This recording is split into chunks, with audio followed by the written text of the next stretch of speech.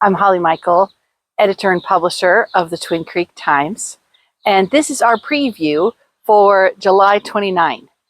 And I'm standing here with a tobacco planter, and I posted this on social media, and a lot of people knew what this was and actually shared their memories of planting tobacco in this community.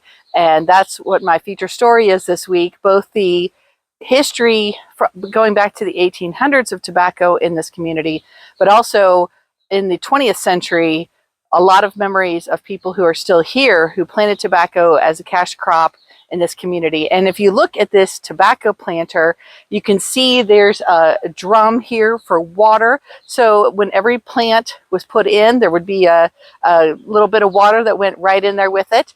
And then in this area where there's just a decorative flower right now, it's where the tobacco plants went. And then you had two riders who sat in the seats here, and they would put the plants in a wheel that would turn them around and put them in the ground, and then the water would come out of the tank. And this was considered a one-row planter, so it took two people putting plants in to keep up with the moving tractor. And some farms did have four-seaters, which were a two-row planter.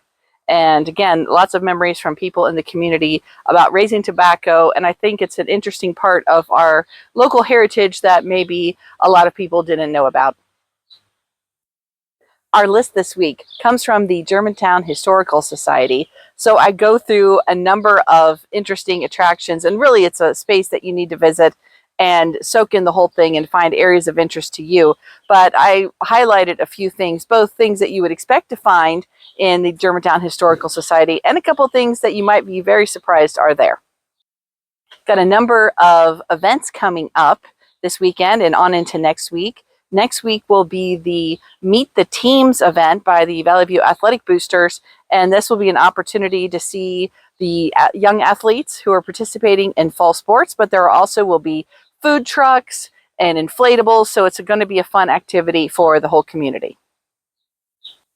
Germantown Police are participating in the National Night Out next week, and that will include opportunities to interact with the police and see their equipment and talk to them about safety in the community. But also there will be groups and churches who will be there in Veterans Park handing out free school supplies. So if you and your family are in need of some school supplies for your children and aren't sure if you have the resources to get them, you can come to this event, read the story, and get all the details on how you can participate.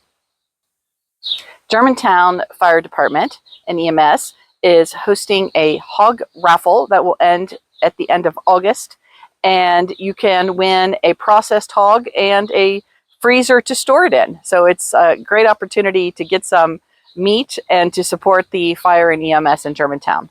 And then Farmersville Fire and EMS is hosting their annual chicken barbecue this weekend, and also a community service in the firehouse. Germantown Historical Society is hosting Founders Day this weekend at Veterans Memorial Park, and there will be live music, lots of food, activities, games, and even a tug of war between Germantown Fire and Germantown Police. So it's sure to be a fun activity for the whole family. Our pet feature this week is India the cat, and she is part of the Berry family in Germantown, and that includes Mr. Berry, who is the high school assistant principal. So I know that you have a great pet too. So please be sure to follow the link in the story to submit your pet. And have a great week.